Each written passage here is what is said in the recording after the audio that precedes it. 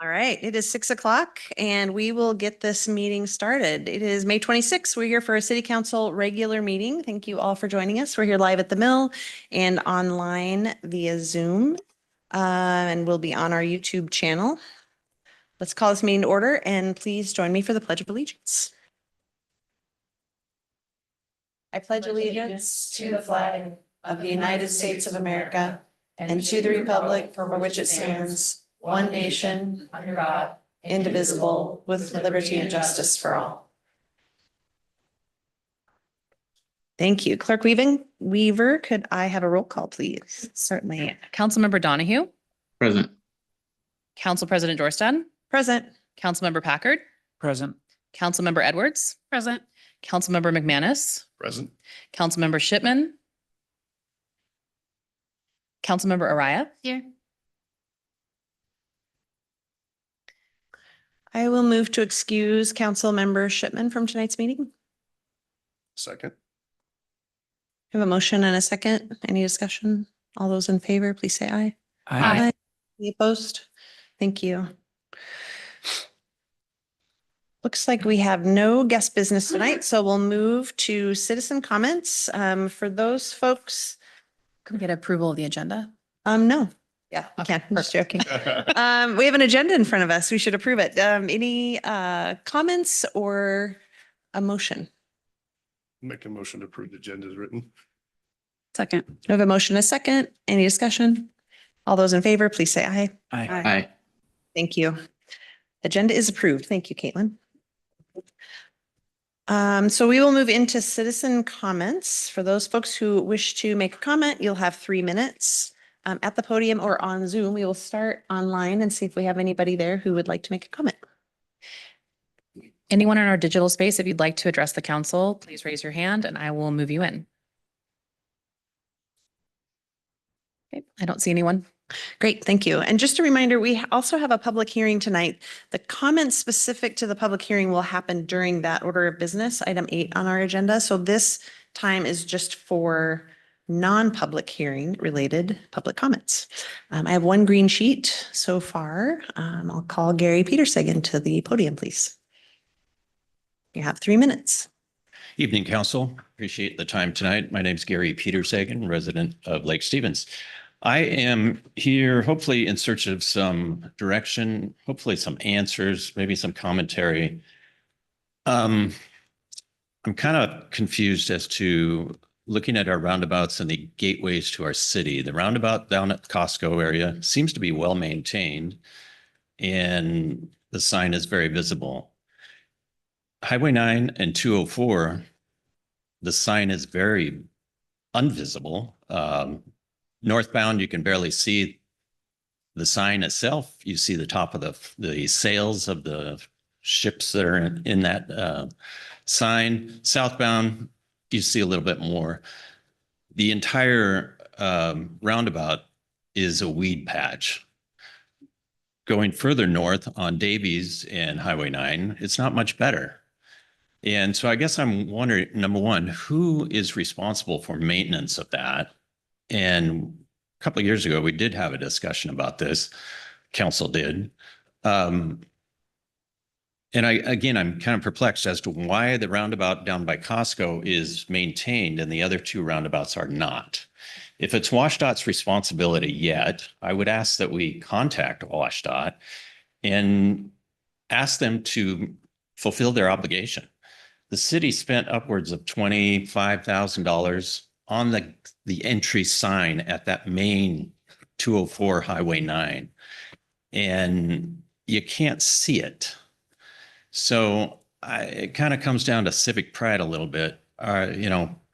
We're welcoming people to our city, but yet we've got a big weed patch with a sign that's obscured. And so again, I would ask that we contact WashDOT. Hopefully, I don't see Aaron here tonight. Hopefully get some direction from Public Works or something. But it's in desperate need of maintenance and looks not very welcoming. Further, I would say I'd like to compliment the city and the roundabout on Vernon Road in Lundin. There was some work done on that roundabout last weekend, I believe. Maintenance looks really good. But yet our little rock strips that are in the median are nothing but a weed-filled patch of stuff. And so I would ask that that be looked into. Civic pride is important. And I think when we welcome people to our city, the first thing they see is landscaped areas, signage, things of that sort. And quite frankly, the Highway 9 204 is a mess. And I hope we can do better. So thank you. Thanks, Gary.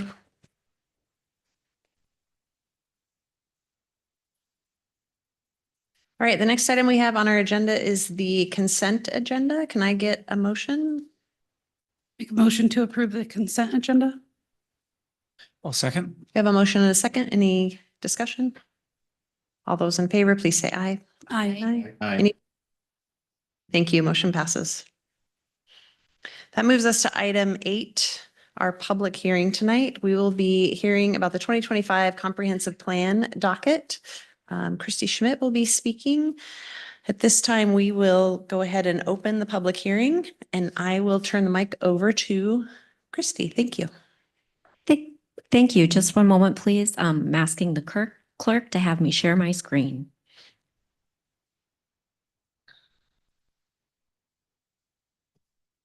And while we're getting this going, I'd like to point out that you do have some public comments within your packet. There are 2 public comments and then 1 city response letter. Okay, it looks like I'm up and going here.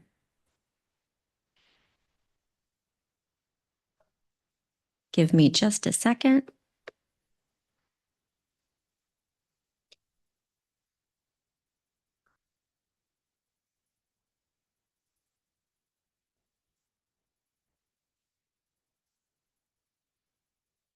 Okay, thank you for your patience.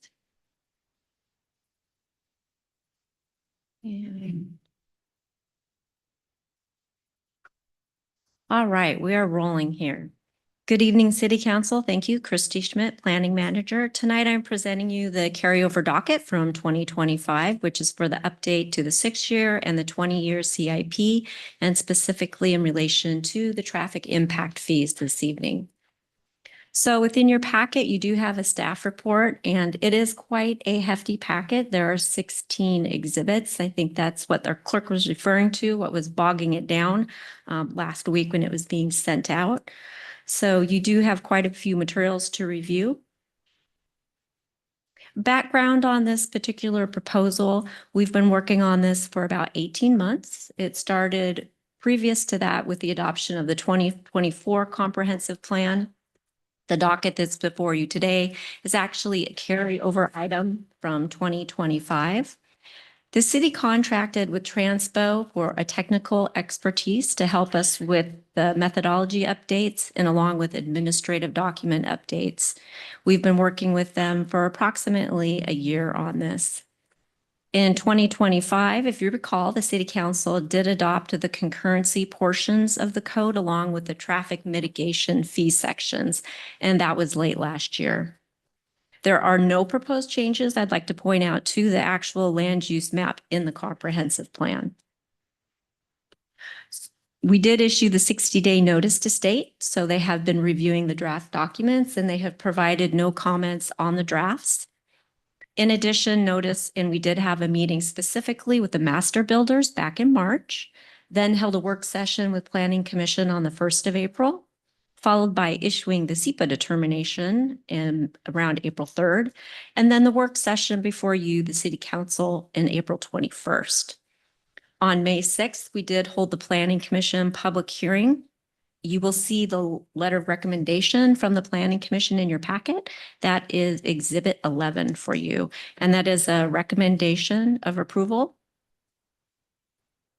So the process and public input, what has been provided to date as far as public notice, the docket was ratified. That was over a year ago, back in January 2025 with the resolution.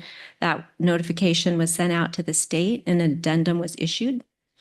In addition, we've provided 2 public notices for the Planning Commission public hearing and then also for the City Council public hearing this evening. And as I referenced earlier, we have 2 public comments letters, one from the master builders and then also one from Tom Hansen, who is here this evening. along with Exhibit 14, which is a reply to Tom Hansen's comment letter, and that is provided from Transpo, our city's engineering consultant.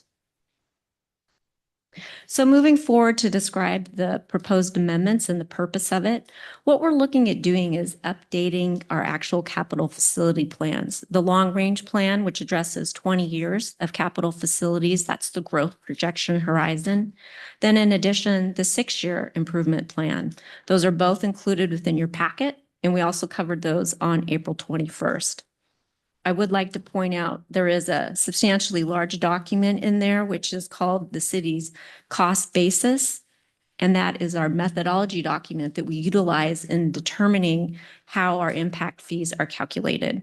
So that's been included in your packet. And then previous meeting, you had a summary of that document. So where we are at tonight is we are taking a look in detail at these proposed amendments and the budgetary component, which is the increase in the traffic impact fee to pay for the city's capital projects. So with that, as you can see, you were mentioning the Costco site. There's the roundabout before it was actually installed with landscaping in its early phases there. I included that because it's a very good example of what traffic impact fees do and mitigation does. So the city of Lake Stevens, we're broken into 3 different zones. The blue zone there is the downtown zone. That is the TIZ1. As I'll talk later, this is the zone that probably has the most amount of projects in it because it has the most aging infrastructure. Zones 2 and 3, they share a lot of similarities. As you can see here on the map, they have connection of Highway 9. We have 204. We have 20th. They share highways and main arterials. So in addition, do they not only share growth, they share projects and projects costs. So that's the reason why these 2 zones have been combined into one with one proposed fee.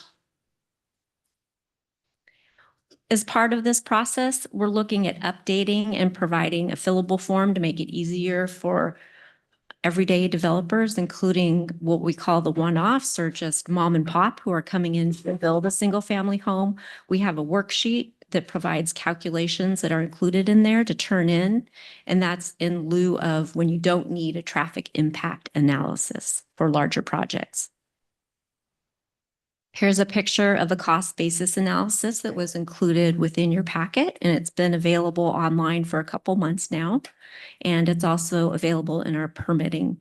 This describes how we calculate our impact fees and the methodology and our growth for both active and vehicle transportations and the level of service.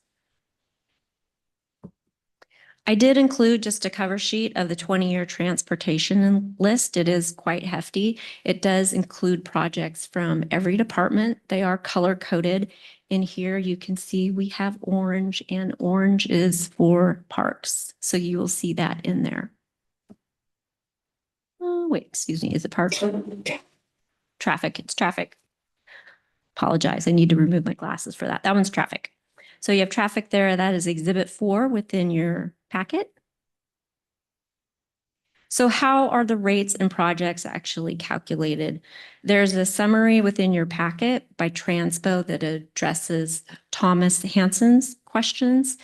And in summary, how the impact fee is calculated is we take a look at the vehicle operations, including safety, active transportation, complete street preservation. Then we look at the existing and the projected levels of growth for both vehicle and active transportation for the level of service. You have to look at what you currently have and then the land use component on how it's going to grow as far as residential and commercial uses.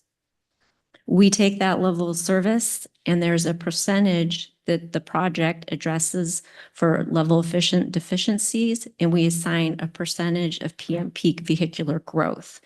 And this is the growth that's used from the land use map for employment and also for commercial development.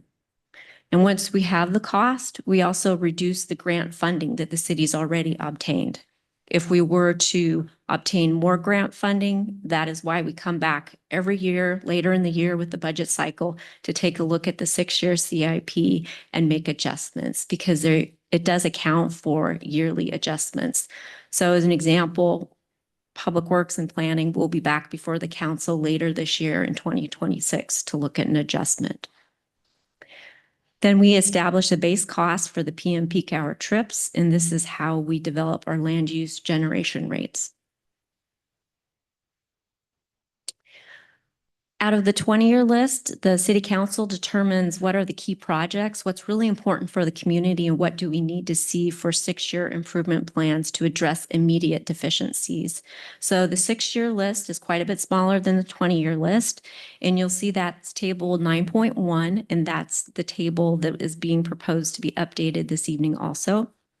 We have 9.1 and 9.2 plus several figures, 8.14 and 8.15 also within your packet. I would like to point out, as you're aware, we've talked about this a few times, that there was a level of discrepancy that was made aware to the city last year.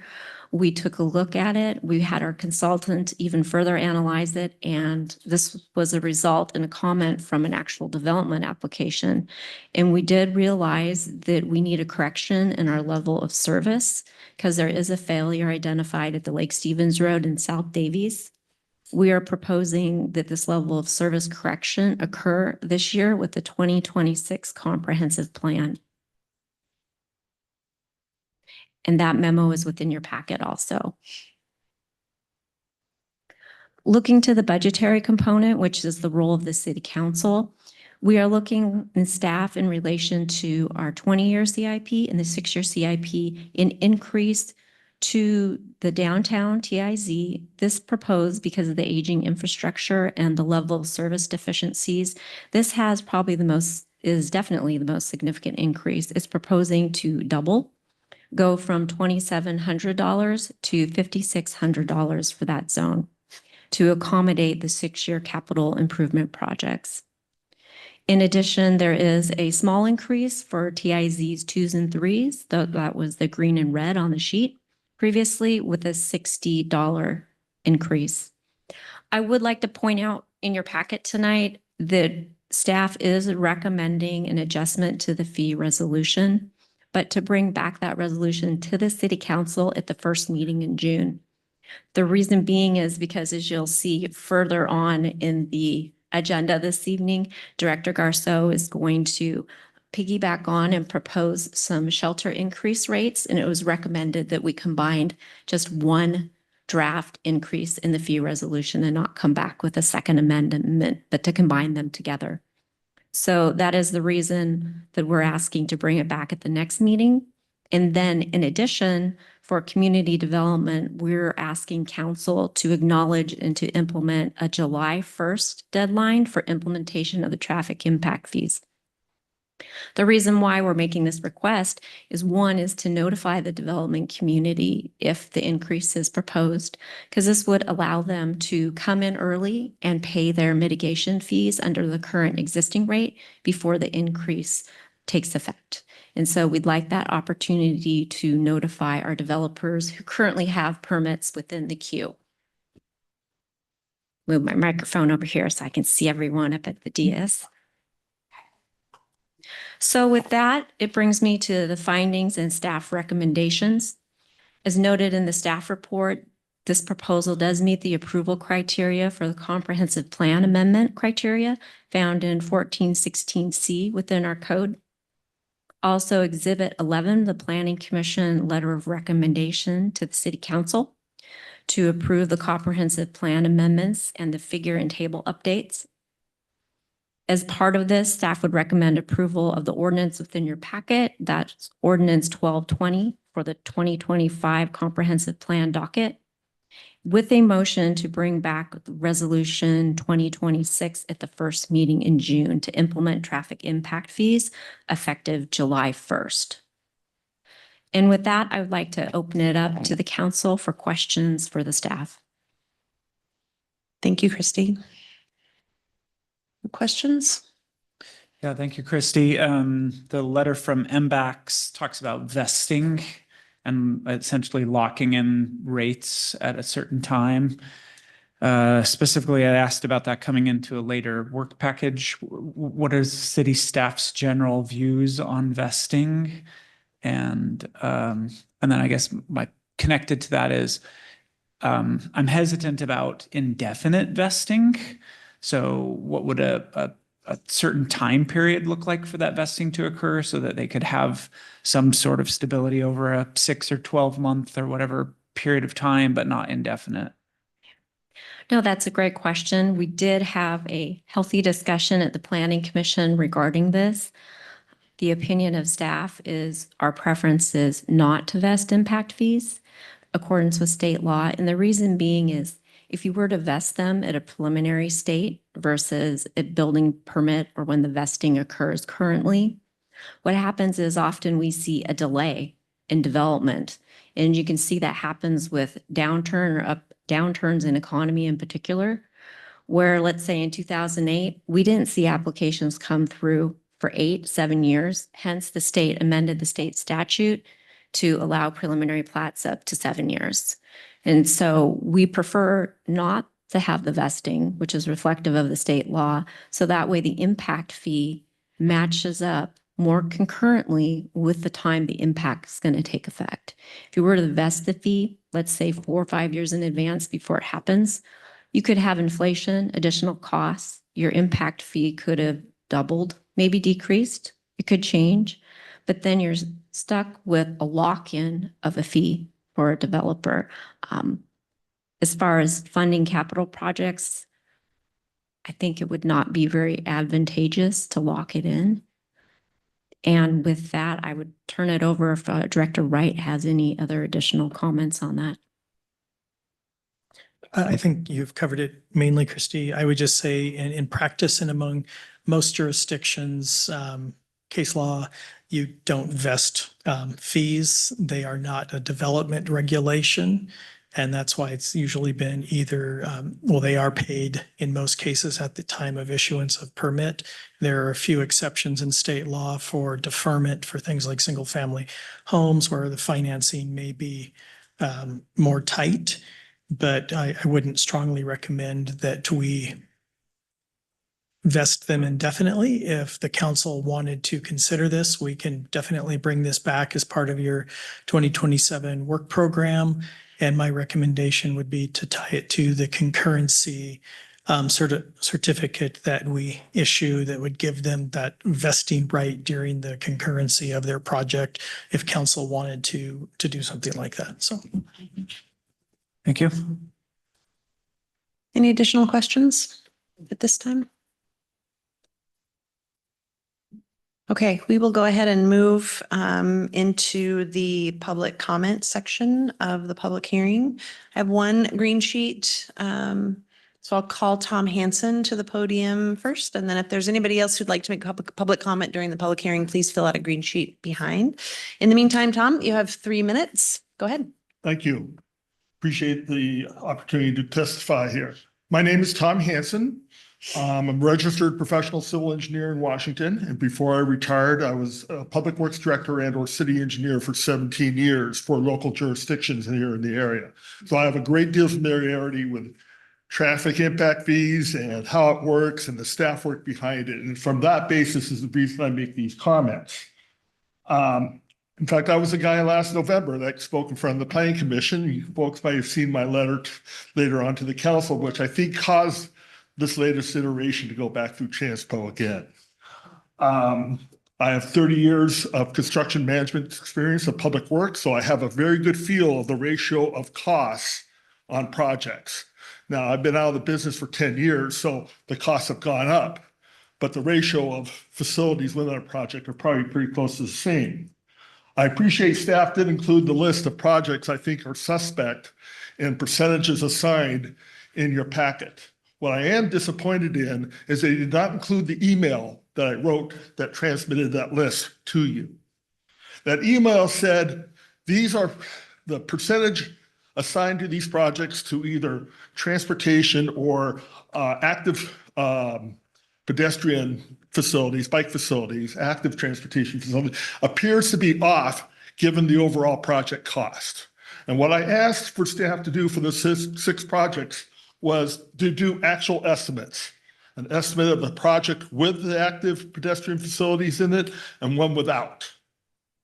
that was left off. That was not included. And I still ask for that to be done. For instance,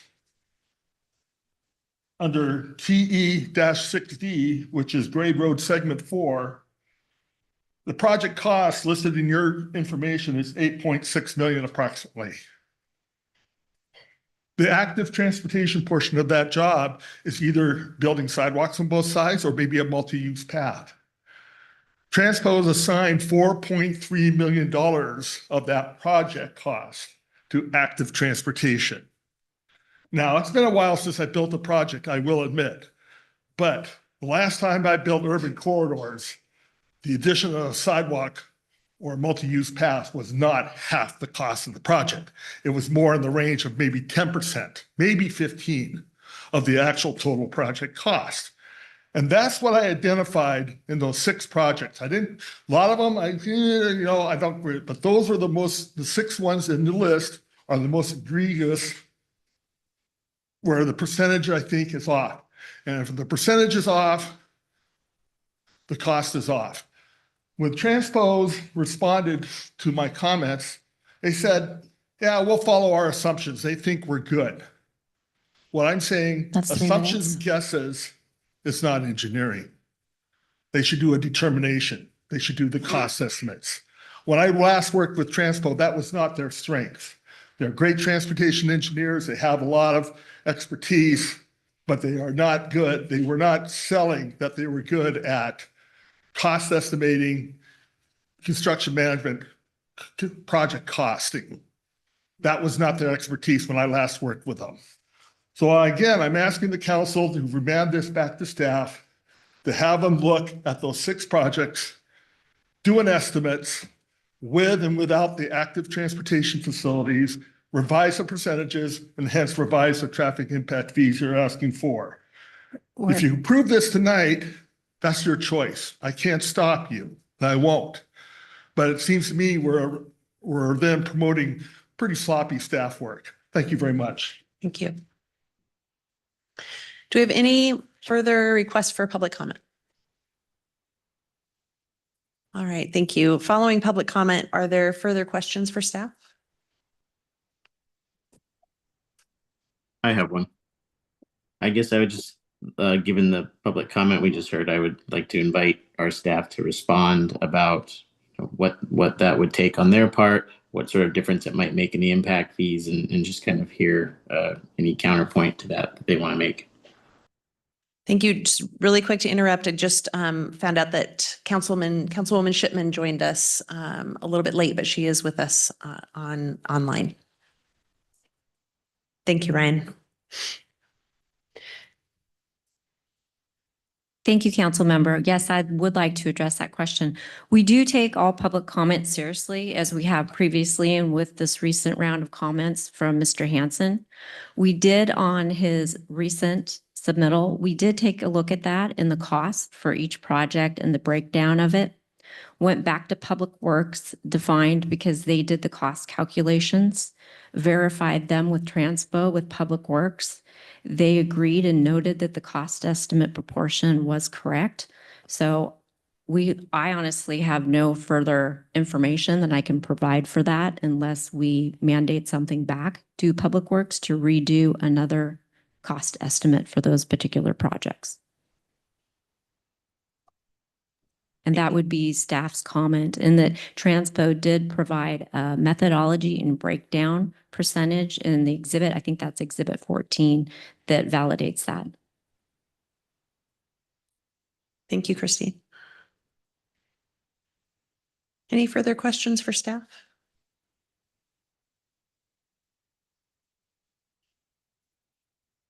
Ryan, did that answer your question?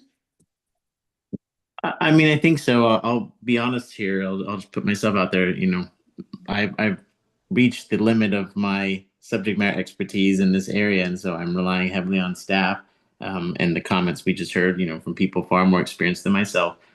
If staff feels that they have done, you know, their due diligence and that they're confident in their numbers and they've verified them, you know, with Public Works, I'm not really in a position to tell them they haven't and what they could do better.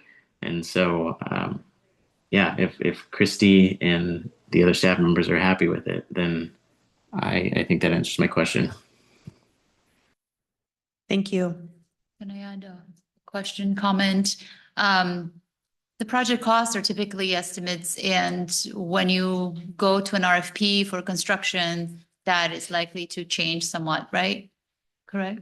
That is correct. And then each project has a line item for each element typically, correct? Yes, that is correct. Thank you. All right. Any further questions? Any further comments from staff? No further comment. Thank you. And at this point, we will close the public hearing. And looking for further discussion or a motion from council.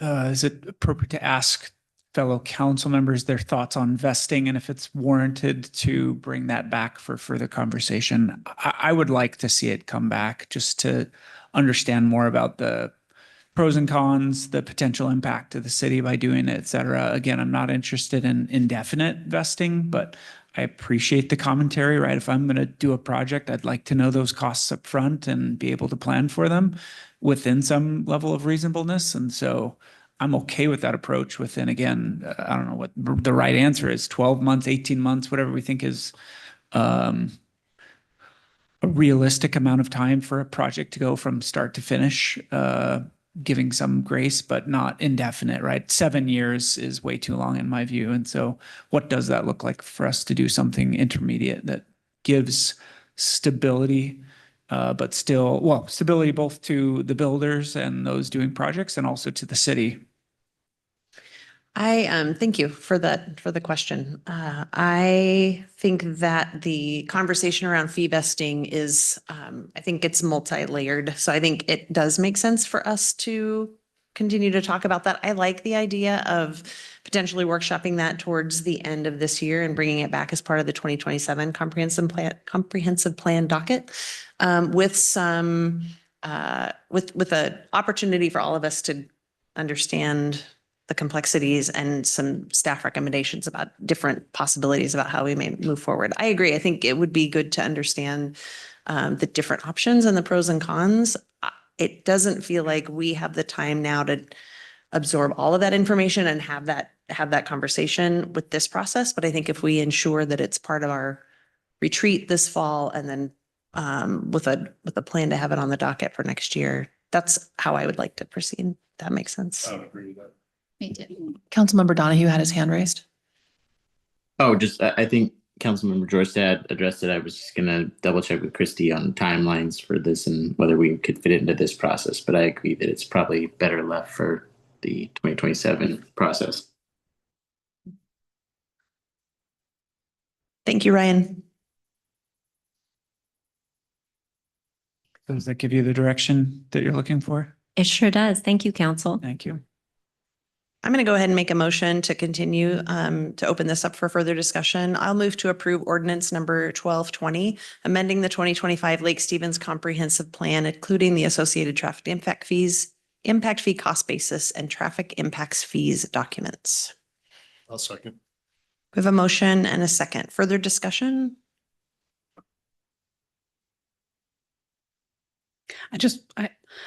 The increase in the impact fees for zone 1, I think that's really important to highlight that we're increasing those fees just because that's, our industrial zone and there's going to be, hopefully some commercial stuff going on. And I think that that being the older part of town, it's definitely justified to have that increase in those fees. And so I appreciate the staff doing all that hard work and bringing that back to us. So thank you.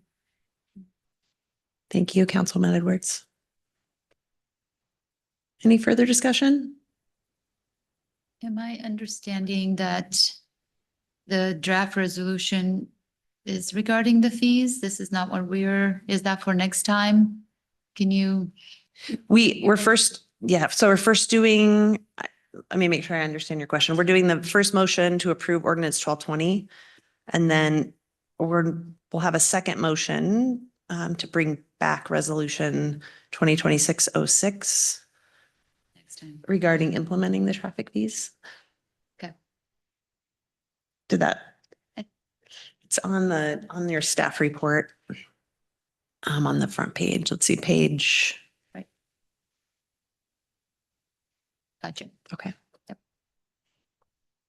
Just one more comment. I mean, it is easy for me or others to look at this and say, okay, this is a fee that we are imposing on developers, right? Big bad developers is the mantra within Lake Stevens. I mean, in reality, this is a tax. It's a tax on all of us. If we want to build a home, if we want to buy a home, if we want to start a business, it is a tax. And so I don't want to lose sight of that. It's non-trivial. I know people who have chosen not to pursue certain things because of some of these fees and the taxes. And so admittedly, I don't know the answer on how to do it any differently. And so I've got to trust staff here a lot on some of this, but I just want to, again, point out this is a tax and it's not easy for everybody to bear. I think we have to be careful with our language because Okay. it's not a tax. It is a fee. And it does get passed along. It does increase costs for folks that are doing business in Lake Stevens, purchasing houses in Lake Stevens. Like it's not just a fee for the developers. Is that, That's fine. I don't want to put words in your mouth, but I Fee want to is make fine. sure. I'm using the word tax very generally. Okay. Tax.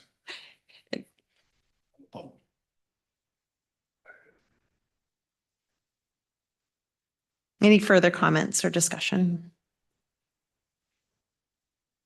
All right, I'll call for the vote. All those in favor in passing ordinance number 1220, please say aye. Aye. Aye. Any opposed? Motion passes. We have a second motion in the staff report to bring back resolution 2026-06. Actually, I'll just make the motion. I move that we direct staff to bring back resolution 2026-06 at our first meeting in June, amending resolution 2026-02 to implement the traffic impact fees effective July 1, 2026. I'll second that motion. We have a motion and a second. Discussion? Hearing no discussion. All those in favor, please say aye. Aye. Aye. Any opposed? Thank you. Motion passes.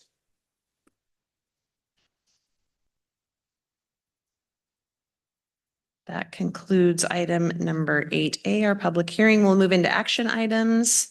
And I will turn it over to Deputy Clerk Weaver to talk about voting representatives for the 2026 AWC Annual Conference. Good evening, Council. I have some housekeeping for you tonight. So the Association of Washington Cities has their annual conference in June, and part of our role in their annual meeting and is to be able to vote on their board and who's going to sort of sit in those positions. So we have the option of sending up to 3 delegates or identifying those voting members. And in your council procedures, it sort of lays out how that will happen. Just to let you know, this is only for 2026. They can change year to year depending on who's attending. And let's say no one was attending, you can also go and be a voting delegate virtually. So we do have the bonus of 3 of you that are going to be going, Councilmember McManus, Councilmember Araya, and Council President Jorstad. So I just wanted to let this body decide who would like to be those voting delegates so I can send that information to AWC. Thank you. Appreciate it. Yep. My first thought is since there are 3 of us going and we need 3 voting delegates, that it would make sense for the 3 members attending to be the voting members, but I'm certainly open to further discussion or different ideas. I would agree with that. I agree as well. I support that. Me too. All right. I guess that's what we're doing. Do you need a motion? Yes. Let's do a motion per your procedures. All right. I move that the 3 voting delegates for this year's Association of Washington Cities Annual Conference are the 3 attending council members, myself, Councilmember Jorstad, Councilmember Araya, and Councilmember McManus. Second. We have a motion and a second. Any further discussion? All those in favor, please say aye. Aye. Aye. Any opposed? Thank you. Motion passes. Thank you. Great. We'll move on to discussion items. Our first item for discussion is new park fees and the fee resolution 2026-06. I will turn it over to Director Garceau. Thank you. Sarah Garceau, Parks and Recreation Director. Council, I have on discussion item some new park fees that were included with the packet. There are specifically 5 of them. I want to completely clarify, these are not fee increases. They are new items that were identified by staff for facilities that are not currently being rented to the public. All of our shelters, especially on the weekends, are completely booked for the next several months. And as we were looking for revenue generating ideas, it came to our attention that there are 2 parks, each with 2 shelters that aren't currently available for rent. And that we didn't have basketball courts added to our fee schedule, but we did have pickleball courts. And so we wanted to list this as opportunities for the public. We know often when people are planning their trips to the park, especially for family gatherings or birthday parties, people want to guarantee that they're going to have a location to put their cake or their presents or whatever food and knickknacks that they bring along. So the 5 that we're proposing are 2 at Oak Hill. This is a north and a south shelter. And 2 shelters at Frontier Heights, again labeled north and south. These would each just be all-day rentals. We wouldn't split them into morning and afternoon. We would just do a flat $60 fee for these. They are smaller shelters, especially when compared to the other ones that are available for rent currently. And then the basketball courts would be $25 an hour, which is comparable to the pickleball courts that are for rent. All of these are listed on page 16 of the fee resolution. That is attached in the other agenda item. I didn't want to attach that whole packet for you a second time as it is a complete duplicate. So you might have to flip back to see those. You will see several items crossed off and just relocated for organization. I wanted to make sure all of the facilities were listed with facilities for clarification. And it was time to break off the all day versus part day rentals instead of having one line item to address that for clarification. Just to show you where these are at, this is Oak Hill Park. There's one located closer to the playground and one located closer to the basketball court. You do see that they're smaller. These specific shelters at Oak Hill only have 1 table under each of them. And then Frontier Heights, of course, this is closed right now for construction, but will be reopening here in a couple of months with the upgraded synthetic turf field as well as our pickleball courts. These also are smaller shelters. They do have a little bit more surface room inside of them. One is close to the basketball court and then one is a little bit closer to the entry, about equal distance to the playground themselves. And we have 4 different basketball courts that are full-sized courts within our system. I photoed the one of Caballero and Oak Hill here for your reference. And that concludes my presentation. Happy to take any questions or open up for discussion. Thank you, Sarah. Just for clarification, I think this has been brought up before, but I want to make sure I'm clear. Tasha and I want to go play basketball and we get to the basketball court and it's empty. We can still play basketball. And if someone comes up and says, hey, here's my paperwork, I have this basketball court reserved for the next hour, then we would need to leave at that point because they've reserved the court. Is that accurate? Correct. Or Okay. ask if they need an extra player, of course, in that situation. Got it. All of our picnic shelters do have a posting board showing that the reservation is there. We post a full week in advance and we're working on getting a small posting board for the basketball locations and the pickleball courts will have them as well. Great. And yes, 100% open for free use whenever there is not a reservation. Is there a something on the Parks and Rec website that like if I'm planning to take my kids to go play basketball and I'm not going to drive there first. So like where you can look and see, you know, not necessarily who reserved it, but just which spots are open. Absolutely. I imagine it's going to be less frequent that the basketball court is reserved. The pickleball courts may become quite frequent. Of the pickleball courts, we're only allowing reservations on 2 of the 4 courts, meaning 2 will always be available when you show up to that location. The pickleball courts will be the only, Frontier Heights will be the only location with pickleball courts that we own. Of course, there are some at our wonderful school district as well. And specifically for shelters, that's where you're going to run into the issue with reservations quite a bit more. To answer your question based on that, we do have our Civic Rec software that you can get on and see if it's available or reserved. Unfortunately, it's not a great user interface and sometimes can take a little training. If anybody's interested, we're always happy to walk you through it. We're still working with the company to see if there's a better way to integrate it into a live calendar that could go on our website. It's just not very pretty at the moment. Thank you. You're welcome. Quick question. How was the $60 determined? I guess, is it instead of 50 or 75? I noticed most of them are 250, 225, kind of like, is there is this with the annual pass, or were you tying it to something or similar things? It's a combination of staff time Okay. as well as the amenity available. Okay.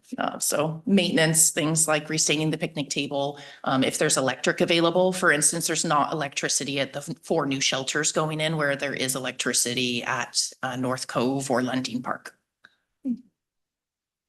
But mainly staff time. Councilmember Donahue had his hand up. Councilmember Donahue. Yeah, Sarah, so really quick, I'm assuming that the fees on this would mitigate some of this issue, but I've seen facilities in the past where there kind of becomes this battle to be the first one in to make a reservation. One, do we expect any issues, with kind of serial reservations, somebody always getting in front of the line? And if 2, do we have any process in place just to make sure that reservations aren't being monopolized? No commercial business can occur in the parks without a permit. So specifically with pickleball rules, for instance, we're very clear on that because it has a high potential for that. It would be abnormal for a single resident to have multiple reservations, say every day at 10 a.m. at the basketball court. They'd be more likely to show up and use it. But we do have our rules in place with the Lake Stevens Municipal Code to ensure that any actual business activity does require a license. And they would contact our department for that. If for some reason we were to see all of a sudden the basketball courts were reserved 10 hours a day, 7 days a week, we would definitely revisit how often they should be reserved and would be able to put those reserves in place. Okay, perfect. Thank you. You're welcome. Any further questions for Director Garceau? Sarah, is your plan then to bring this back as an ordinance or as a resolution? Yeah, the fee resolution with both the traffic impact fees as well as these park fees would be coming at the next meeting on the consent agenda. So Great. that we don't have to discuss it unless anybody has any other questions between now and then. Feel free to email or call. All right, thank you so much. Appreciate it. And the next discussion item is the upcoming council agenda review. Caitlin. All right, I'm up again. Let me just share my screen really quick. So this is our handy dandy clerk's schedule that we have for the next couple meetings. We wanted to just continue to brief you on what's coming up. We have a fairly full meeting coming up on the 2nd. And again, that's the first day of our awesome farmers market. So we do have a plan in place for parking. We'll have signage up, and that way you and staff and the public that would like to attend the meeting are able to do that. For this meeting, we have the school district coming in to present from the CTE program. We have some items to discuss. So we have the Winterfest ornaments. We have a few consent agenda items, the Lake Stevens Row Club agreement, a CJTC wellness grant, and then again, the fees resolution that Sarah was just speaking about. And we have one item from Stormwater that also is going to be on this, a cost sharing agreement with, I think that's Department of Natural Resources. And then looking at the 9th, that is high school graduation night, which I know impacts several people. So we were looking to cancel that meeting so that people could be with their families and celebrate that awesome event. And looking forward to the 10th, that was going to be our special meeting that was decided for the mayor's vacancy interviews. We did have vouchers down there just as a very quick consent item if finance needs to get some bills paid and some things done. So that was the only thing we were going to add into that meeting. And then obviously an executive session with potential actions. So if decisions are going to be made that evening, there's opportunity for that. Looking down to the 16th, we have a couple items there, and that's a workshop. So we have a Market Street mural, the Arts and Parks Foundation will be coming in. We also have a 30-minute training for labor relations, which will be great. And then a critical areas update. And we do go over this every Monday with Council President Jorstad, and Council Vice President Kim Shipman is on as well. If you guys have items you'd like to reach out to them or comments back to us, just please let us know. We just like to keep you informed. Thanks, Caitlin. Sure. Any questions? Oh, Right. Councilmember Donahue has his hand up. Yes, Ryan? I just wanted to go back to beating my drum about e-bikes. I see they are out in force now that the weather has turned, so I would just request that we maybe try and get that on an agenda at some point here in the near future. Thanks, Ryan. I do think that's we have a parking lot list of things to bring in when we have all the information necessary. I will make sure at our next agenda planning meeting to just double check with Chief about timing for that. Perfect, thank you. You're welcome. And I can confirm that is in our parking lot. Okay, yep, great. Excellent. Moving into city department reports, Caitlin again is on the agenda along with, is Gene online? He is No. online. Oh, great. Okay. Yeah. To talk about our EASC DC fly-in recap. You guys are getting a lot of the deputy clerk this evening. Okay. So we wanted to come back and report to council about the incredible advocacy trip that we had the week of May 4th. A delegation comprised of Councilmember Edwards, Councilmember McManus, Councilmember Jorstad, City Administrator Jean Brazel, our Public Works Director Aaron Halverson, and myself went to Washington, D.C. to join the Economic Alliance of Snohomish County. We also had some earlier meetings within the week that were just specific to Lake Stevens' needs and wants, and to be able to advocate for that one-on-one. And as you could see in your packet, the individuals and groups that we met with were included the National League of Cities, the United States Department of Transportation, the Governor Ferguson's federal office, which was a wonderful ad this year. It's the first time we've been there. Representative Susan Del Bene, Senator Maria Cantwell, and Senator Patty Murray.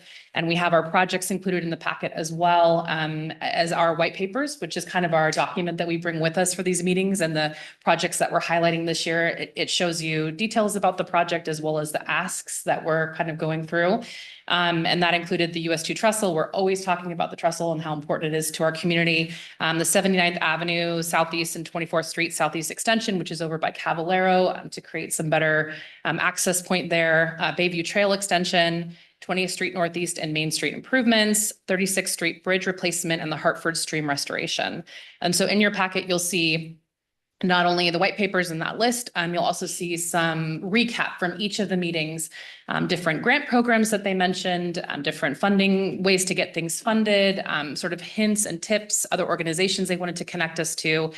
We took all of our notes back, and then we compiled that, and staff utilizes that throughout the year and further to try and get traction on these projects. So we just wanted to come back and update the council and the public on what we were up to. Thank you, Caitlin. Jean, do you have anything to add? I don't, other than we have received some response on funding for the sewer stub and planned lift station that runs down to Machias Road. That was another grant application that we submitted that was not on our white paper list, but it was a grant application we submitted, and it's moved to the second step of the funding process. So hopefully it makes it all the way through and we get funding for that project. Great. Thank you, Jean. Anything anyone else would like to add? Yeah, I want to get Caitlin's camera because we all look so thin in these. If I can borrow that for Christmas. It was an incredible experience to see behind the scenes how a small trip of a few of us can go and make a huge impact on our community. And I really enjoyed hearing and learning more about all of the projects that we have on our to-do list, and how we can work with the federal authorities to be able to procure funds for our projects that we need. I have to say, overall, the trip was amazing. I learned so much. And as a new council member, I just soaked it all up. So I'm very grateful for the opportunity to go, and for those who went with us. It was really great. It is kind of depressing to have them tell us, don't expect to get anything regarding this from this administration because it's not a priority for them. So that was a little depressing, but overall, I think we all did really great work there and spoke up for what we need for our community and our citizens. And it was really, really a great opportunity. Thank you, Councilwoman Edwards. Just to piggyback on that too, I think it was kind of a whirlwind. I think we were there 72 hours. I think a couple folks stayed an extra day, but it was pretty fast and furious. And it was great to have not just the in-person conversation, but really the different lens that all of us brought to those conversations. So to have somebody speak to, we were talking about the 79th Avenue and 24th Street Southeast Extension near Caballero, and to talk about, as a parent, Councilwoman Edwards talked about what that experience is like, just having one road in and out of the school. And Councilmember McManus talking about from a kind of a first responder perspective, what sort of safety concerns that brings up. We all just were able to bring those, different viewpoints. And then we had staff that brought different levels of expertise. I think it really helped drive those conversations home and elevate them to a different level than you could if you're just sending something in the mail or sending an email to someone. So those personal relationships are super important. One other thing that stood out to me is that those people that we went and visited, they know Lake Stevens. They know Lake Stevens because Lake Stevens shows up every year and goes in there and talks about what we need. And not only do they show up, but we show up in force. And so they see us and they say, this city means business. They are here. They're knocking on our doors. And I think that says a lot about our city and the people that we have here on council and behind the scenes in public works and parks and everything. And so it was really impressive to see the response from those aides and offices when they're like, oh, Lake Stevens, we remember you.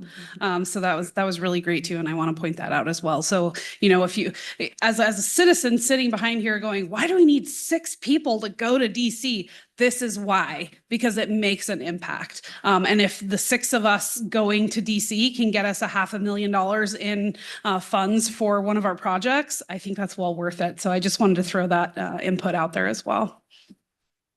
It was interesting, Gene and I got to stay for the EASC meetings, which were kind of a rinse and repeat of the 2 days that we had there, as fast as they were, but we did get to see the same people. We got to kind of reiterate our standpoints on a few of them and got to bring some of our projects up in the meetings. And that's where I think we learned that while we will not get a big, beautiful trail, we might be able to get pedestrian bridge if we frame it different. It's a different bucket of money. So it was very interesting to go through all that. Very worthwhile. Yeah. Thank you. Thanks for having this on the agenda, the opportunity to provide feedback to the citizens about our trip and why we did it and what we hope, the good things we hope to come from it. Appreciate it and appreciate your support with the trip as well, Caitlin. Thank you. You're spot on, Caitlin. Great job. All right, we are going to move into council business, and we haven't done council business for a while, so it'll be good to hear from everyone tonight. Why don't we start online? And Councilwoman Shipman, we haven't heard much from you tonight. Do you have anything you'd like to say for council business this evening? No, other than hi from sunny Arizona. No, I don't have anything to add tonight other than great meeting. And I wanted to thank everyone who went to DC this year. I wasn't able to attend, and it sounds like you guys got a lot done. Thank you so much. Councilmember Donahue. Yes, so the one main item I had was to talk about the Planning Commission meeting where we went over the traffic impact fees and the comprehensive plan update, but now we've thoroughly handled that this evening. Thank you, Christy. The other big thing I will mention out of Planning Commission is, unfortunately, we lost one of our newer planning commissioners. They had to step down for personal reasons, so we are once again looking for someone to fill that vacant seat. So if anyone out there is interested or someone who might be interested, please direct them to the city where they can look at applying. Great, thank you so much. And then maybe let's start at the end and then we'll work our way this way with Councilman Packard. Yeah, so this morning I had the opportunity to participate on the panel discussion for US2 Coalition for the Trestle. That panel included Representative Lowe, Senator Marco Elias from Mukilteo area, Mayor Franklin from Everett, and then individual from Everett Public Works, and then another individual from Washington or WashDOT. So it was a good conversation, ultimately just around how do we get stuff going, where do we get the funding from, what kind of coordination needs to happen between the county, between the state, between the federal levels to make stuff happen. One of the points I raised was making sure that we are very proactive as a city and as individual legislators to engage our community on this topic, because most people aren't going to the WashDOT website to see when they're going to update something about the trestle, but we're all many of us are heavily impacted by that trestle and could be impacted by decisions that they make down the road. So what would it mean for us to do a town hall, say here in this room, and invite citizens from Monroe, citizens and legislators from Monroe, Granite Falls, Snohomish, Marysville, et cetera, to have a regional conversation here to engage as many people as possible and make sure people can provide input where appropriate and be aware of what's going on. Great. Thank you very much. Glad you were able to attend that meeting. Councilwoman Edwards. Yeah, so I really just wanted to talk about that DC trip and make sure that that is like everybody knows about how that went down, because it was amazing. On another note, I do just want to comment on the construction over at the new elementary number 8. I drive past that every single day, and I have to tell you, they have a street sweeper out there cleaning up the roads every single morning. I living just, very close proximity to that project. I've been really impressed with the professionalism of the people who are at that job site. I mean, they keep their stuff clean, they're respectful, they drive by and they wave. Like it's been really great to see that have minimal impact on our community while they're doing that build. So I just wanted to mention that. Thank you. Councilman McManus. So I got to attend the US2 Trestle meeting this morning at 7 o'clock the day after a major holiday. That was a lot of fun. I just wanted to give Nathan a shout out. He did a great job representing the city and the county in general at the dais. He did a great job speaking to the need. It was interesting to hear the progress and somewhat lack of progress on it, right? It's been an issue we've all talked about for years, and it doesn't look like it's going to be remedied anytime soon, but there is a lot of forward progress being made. And I think it is still on the number 2 biggest project outside the I-5 bridge over the Columbia River. So we're kind of waiting for that to be resolved to get movement on the trestle. Also went with Councilmember Raya to the Memorial Day proclamation. That was very interesting to see that and watch that whole process with the Navy just on the Friday before Memorial Day. Utility Commission coming up tomorrow, but have been to each of the sewer district commissions, voiced the opinions of some of the downtown businesses being upset with how long the project's taking and the disruption to downtown businesses. So I shared that with them, and yeah, it was pretty busy couple of weeks. So thank you. Yeah, thank you. Councilmember Araya. I'll mention a couple of things. One, Puget Sound Regional Council's General Assembly is this Thursday in Seattle. The main agenda item is adoption of the regional transportation plan. They've had a very extensive public outreach, and it's worth checking out. Great tools for mobility, for planning. So that'll be a great thing. Another item, SnowTrack is an awesome organization. It's a coalition of community leaders, transit agencies, paratransit providers. Hot off the press, they just put together a map that gathers all of the information on providers, including people with disabilities, fixed route, paratransit services, TAP, all of the different providers that you need to now go and kind of gather them all in one resource. So check out their website, and they printed about quite a few of these. So if any community, organization or the senior center would need these, SnowTrack has them in both English and Spanish. Another item is FIFA is coming this June. There's 6 games in Seattle. Lots of transit options from Everett Station, from Lanois Transit Center. If you're staying local in Everett, there's a fan zone at the Everett Marina at Boxcar Park. There's free shuttles available on those watch party days, and there's a flyer. I left some over there, but look for that. Great stuff. Great. That's all I have. Thank you so much.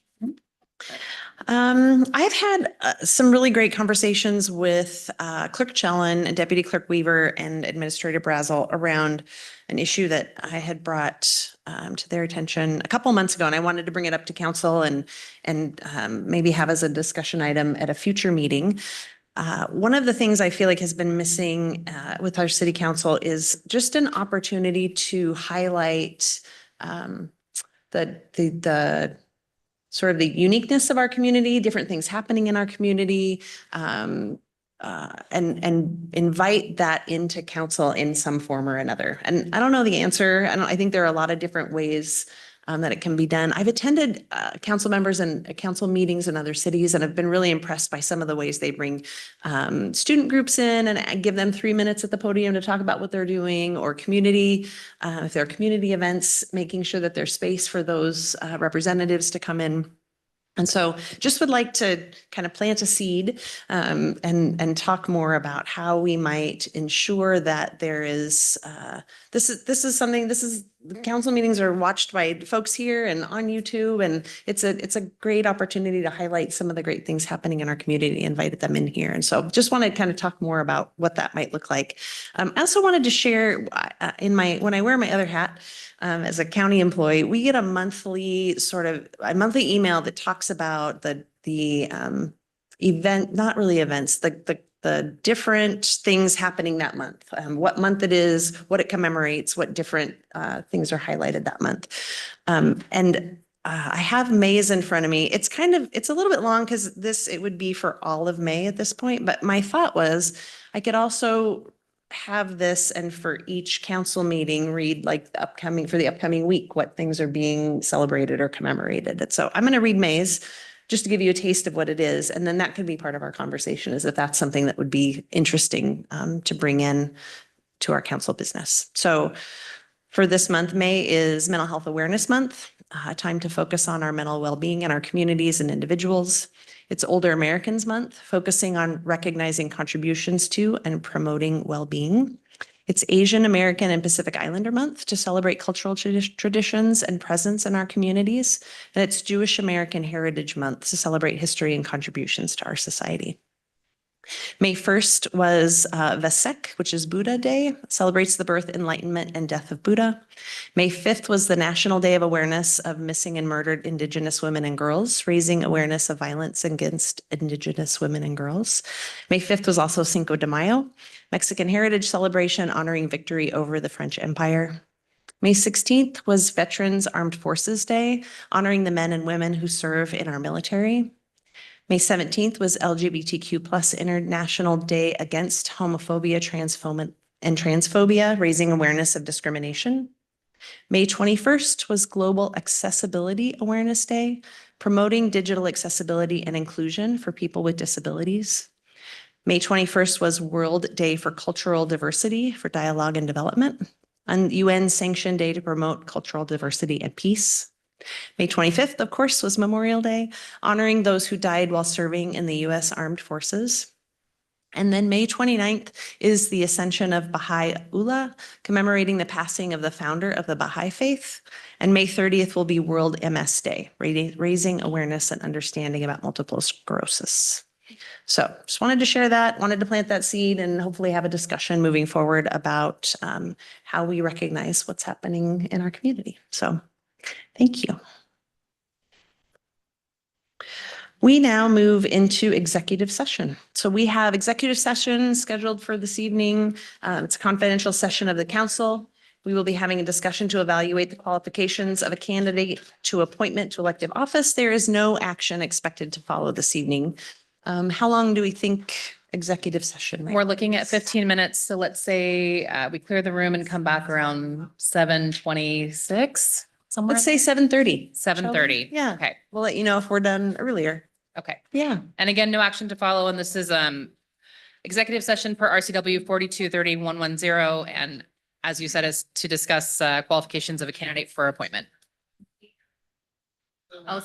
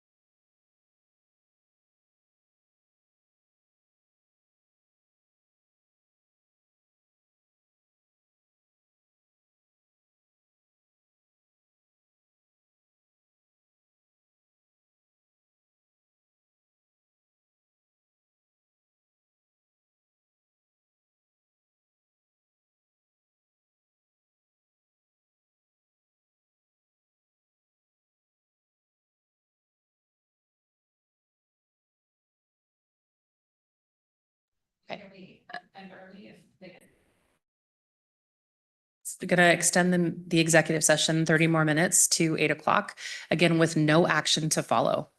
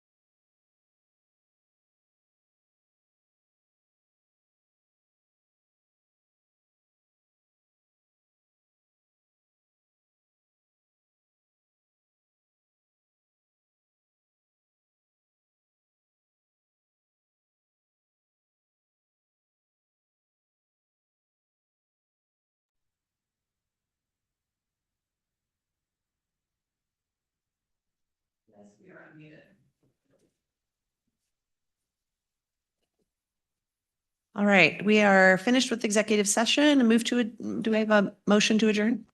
I motion to adjourn. Second. Motion is second. All those in favor, please say aye. Aye.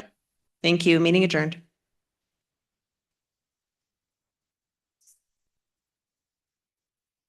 Take out your orange sheets.